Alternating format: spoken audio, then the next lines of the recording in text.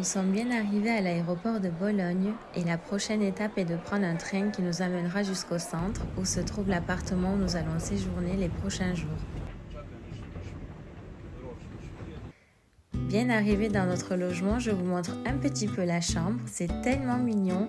On a installé nos affaires rapidement et je me suis préparée pour commencer notre première journée de visite à Bologne. J'ai mis un petit chapeau parce qu'il fait très chaud et je veux me protéger. Notre appartement est très bien situé, on peut aller au centre-ville à pied. Et nous voilà au portique de Bologne, patrimoine mondial de l'UNESCO qui longe les rues et les places, offrant à la fois un abri contre les intempéries et une esthétique unique. J'ai tout de suite aperçu une boutique de cosmétiques coréens, je vais y faire un tour très prochainement. Les bâtiments de Bologne se distinguent par leurs couleurs vives et variées, c'est tellement chaleureux, vraiment j'adore.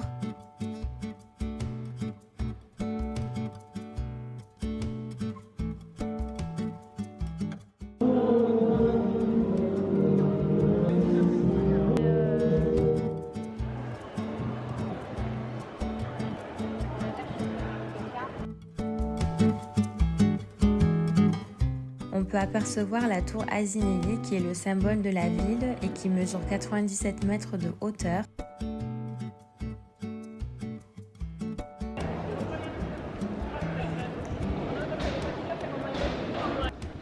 Elle est accessible au public après une ascension de 498 marches, offrant une vue spectaculaire sur Bologne. Et juste à côté, il y a sa jumelle, la tour Garisenta, si je prononce bien, qui est très penchée et qui, elle, mesure 48 mètres de hauteur. Il est l'heure d'aller manger, on a trop faim, donc si vous voulez bien manger à Bologne, il faut aller au quartier Quadrilatero. On va manger de bonnes pâtes fraîches au restaurant Sfogliarina, qui est très populaire. Vous avez les spécialités de Bologne, des tortellini, des pâtes en sauce, des lasagnes et plein d'autres choix, j'ai trop hâte de goûter. Et ce sont des pâtes faites maison.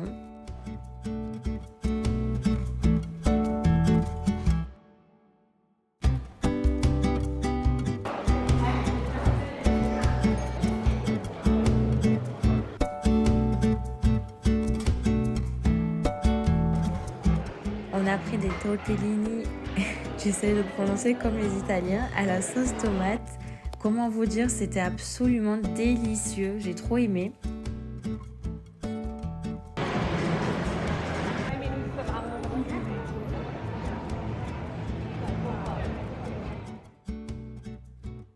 Et après avoir mangé, on s'est baladé dans les rues et on est tombé sur le complexe monumental de Santa Maria della Vita. Il s'agit d'un ensemble architectural important comprenant l'église et le couvent dédié à la Vierge Marie. Ce site historique remonte à la période médiévale.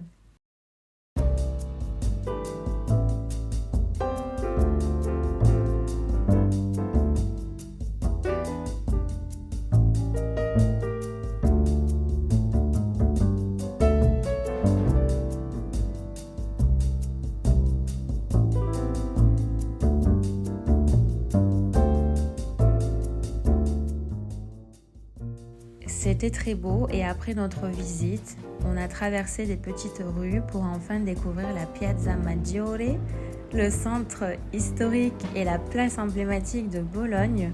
On peut apercevoir la tour de l'horloge qui est connue pour son horloge astronomique qui date du XVe siècle. Puis l'impressionnante basilique San Petronio que l'on va visiter demain. On peut apercevoir sa façade qui est inachevée et c'est l'une des plus grandes églises d'Italie et un chef-d'œuvre de l'architecture gothique. La place est entourée de bâtiments emblématiques, c'est vraiment trop beau.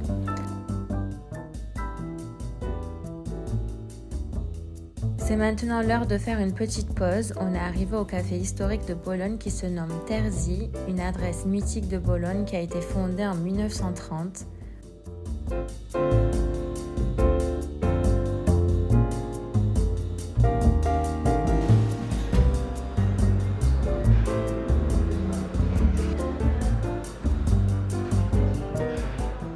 On a pris 2 petits cappuccinos à la pistache, un vrai délice qui ajoute une touche sucrée et originale à la traditionnelle pause café.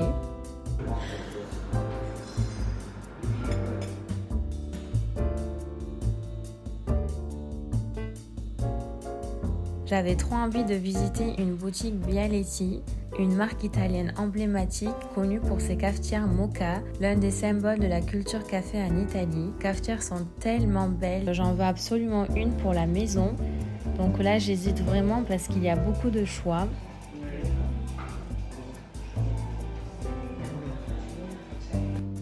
Et surtout, regardez leur collection avec Bridgerton, c'est juste magnifique.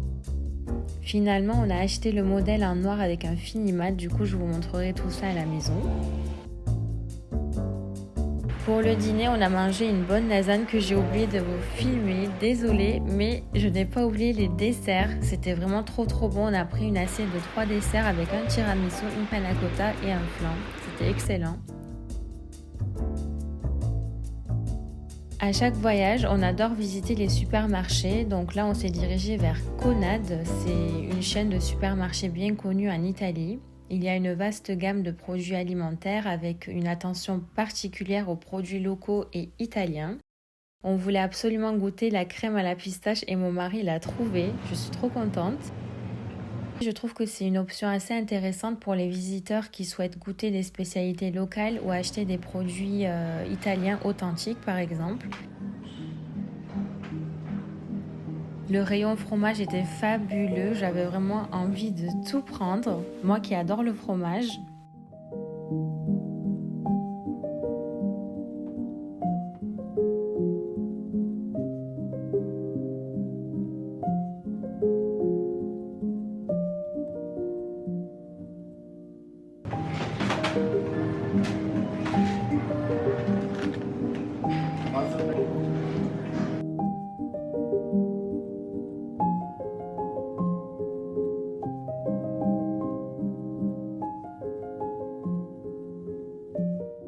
Et nous voilà à la fontaine de Neptune qui mesure environ 3 mètres de hauteur et qui a été inaugurée en 1566. La fontaine représente Neptune, le dieu romain de la mer. C'est très beau.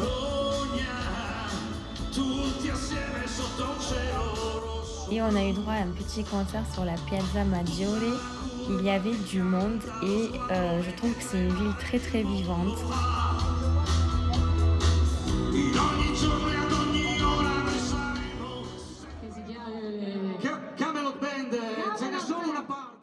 No, in questo momento come Ragazzi, vi prego, c'è davanti a Jean Petroni, facciamo i bravi. Duodeno, anche loro col Bologna sì, duodeno. Ma io che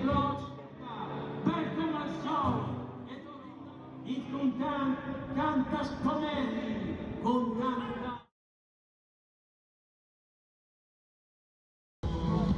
Et voici Bologne la nuit, illuminée, c'est tellement beau. On a passé la soirée ici, puis on a mangé une petite glace avant de rentrer.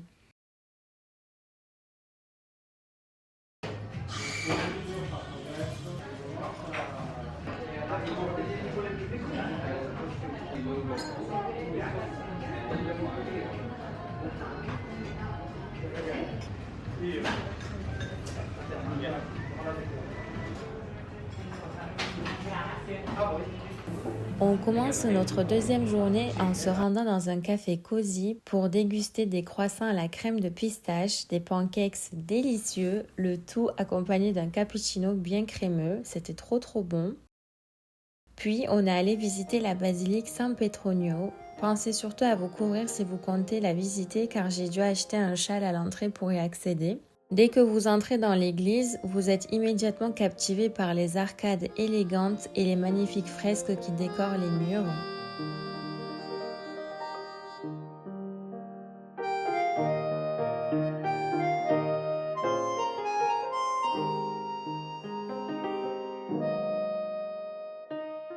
On a pu découvrir des représentations de l'église datant de 1717 ainsi que des plans d'architecture fascinants, offrant un aperçu de l'évolution de ce monument au fil du temps.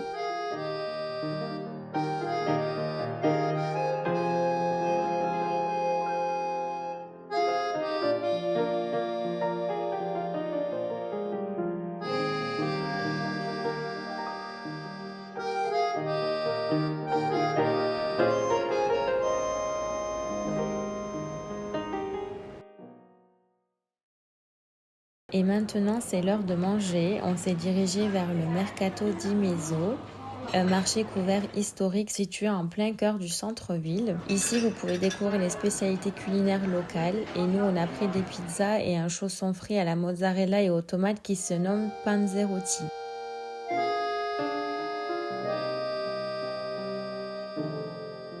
On a bien mangé, c'était très très bon et on s'est ensuite perdu dans les boutiques locales. Il y avait des objets de décoration tellement mignons, j'ai trop aimé.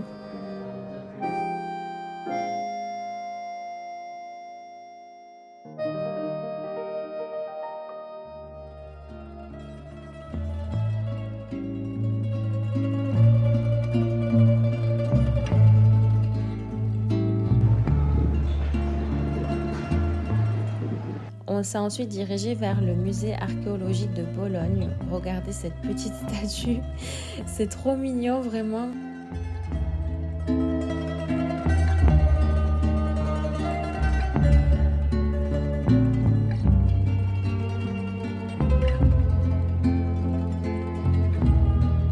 Et on a pu découvrir une vaste collection d'objets archéologiques illustrant l'histoire ancienne de la région de Bologne et de l'Italie en général. C'était vraiment très intéressant.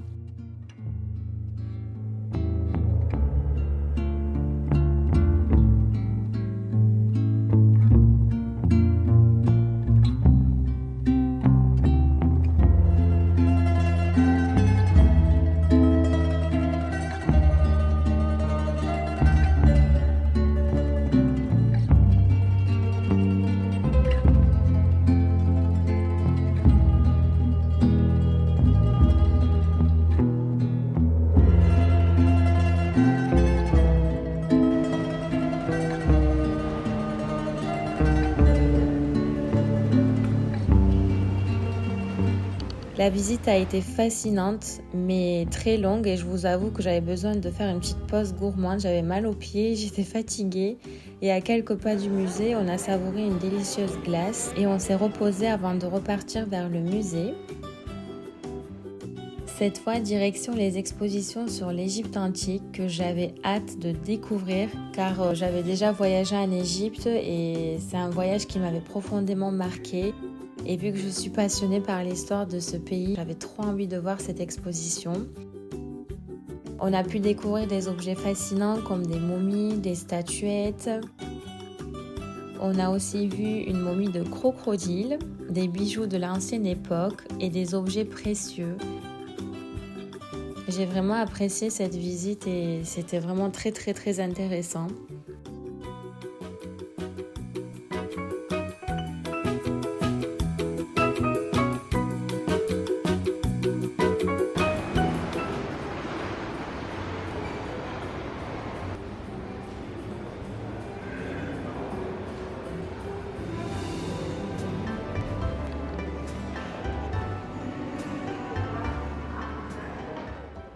Après la visite du musée, on a visité la Galleria Cavour, une élégante galerie marchande de boutiques de luxe.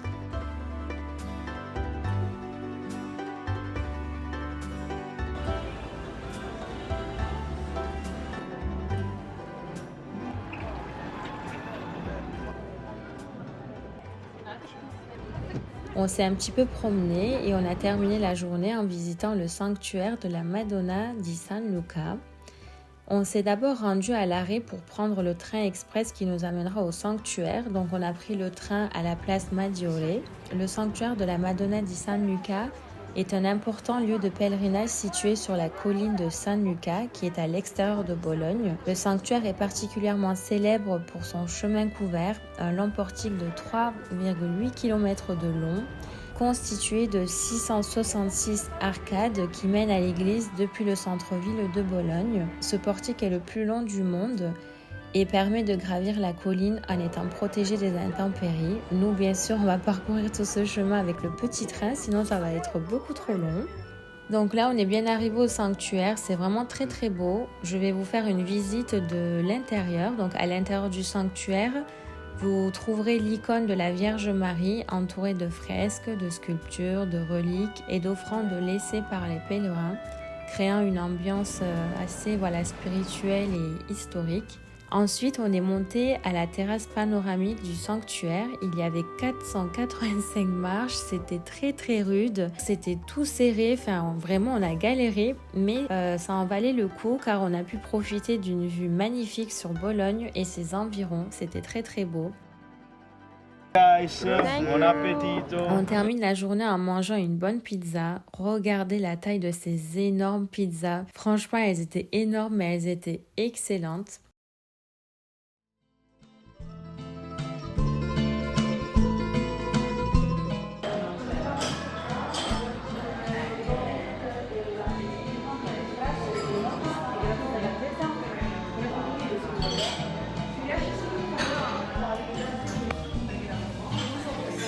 On commence notre troisième journée en prenant notre petit déjeuner dans un petit salon de thé connu pour ses croissants. Donc on a pris plusieurs croissants pour goûter. C'était vraiment excellent.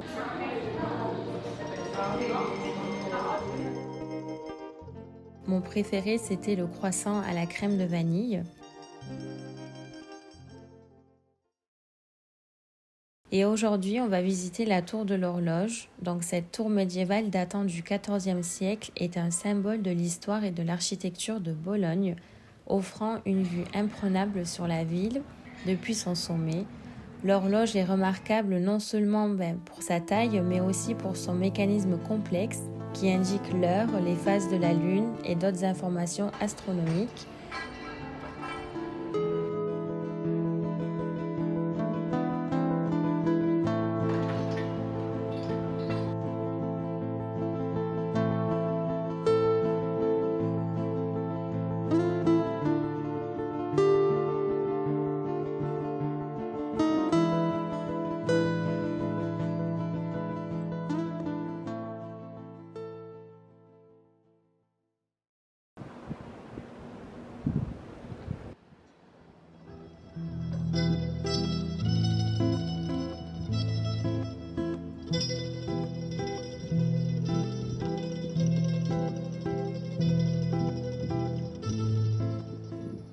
C'est absolument magnifique. D'ailleurs, on peut apercevoir le sanctuaire di San Luca.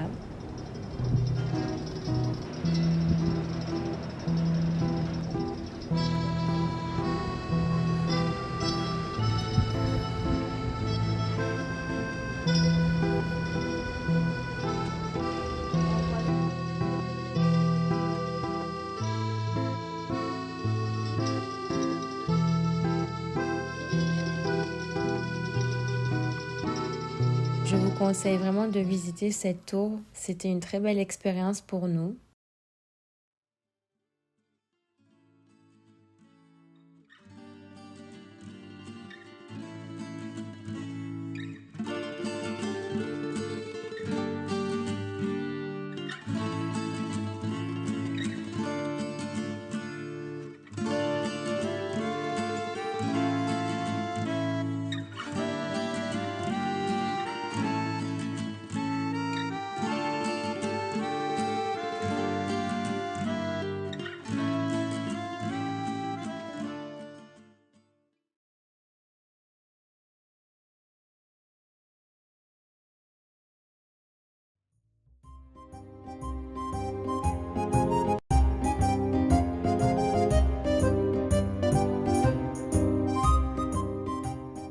Après notre visite, on s'est dirigé vers l'Osteria della Fortunata à Bologne, qui est un restaurant traditionnel réputé pour sa cuisine locale. En entrée, on a pris une mozzarella.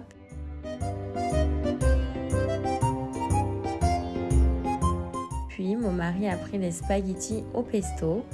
Moi, j'ai pris des gnocchis à la sauce tomate et au basilic avec du parmesan par-dessus. C'était absolument délicieux. On se dirige maintenant vers le palais de l'Archiginasio, j'espère que je le prononce bien, un bâtiment historique qui était autrefois le siège de l'université de Bologne, la plus ancienne université du monde occidental. On visite le théâtre anatomique de Bologne qui est un lieu historique exceptionnel dédié à l'étude de l'anatomie humaine. Construit au début du XVIIe siècle, il est considéré comme l'un des premiers théâtres anatomiques du monde. et ce théâtre était utilisé pour des dissections publiques permettant aux étudiants en médecine d'observer des opérations sur des cadavres humains. Le théâtre est orné de 28 statues en bois et ces statues représentent des personnages historiques et des savants célèbres de l'époque, en particulier des médecins ou des anatomistes qui ont marqué l'histoire de la médecine. C'était vraiment très intéressant, j'ai adoré faire cette visite. L'intérieur du bâtiment, avec ses salles décorées de fresques et de sculptures, est un véritable chef-d'œuvre, c'est vraiment magnifique. L'une des caractéristiques les plus impressionnantes de la bibliothèque est la salle des mannes, avec ses murs ornés de plus de 700 portraits de célèbres professeurs et étudiants de l'université. On se dirige maintenant vers la bibliothèque municipale de l'Arciginasio, qui est l'une des plus célèbres et les plus anciennes de la ville. La bibliothèque a été fondée au XVIe siècle et contient une vaste collection de livres anciens, de manuscrits et de documents précieux, principalement sur des sujets liés à l'histoire, la littérature et la science.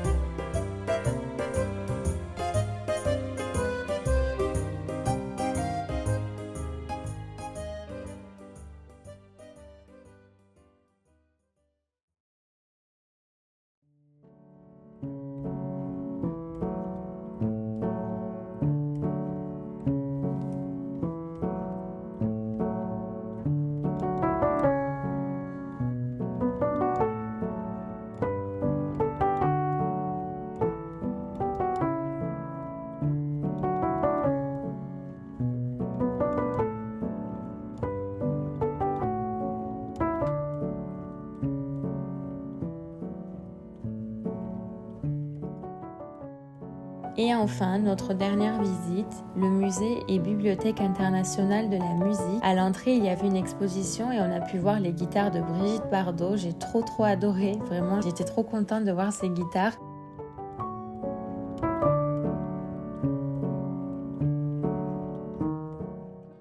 Et on s'est ensuite dirigé à l'intérieur du musée, c'était vraiment magnifique. C'est un des plus beaux musées que j'ai visité. C'était vraiment très beau. On a pu découvrir une vaste collection de manuscrits musicaux, d'instruments anciens, de partitions et de livres liés à la musique.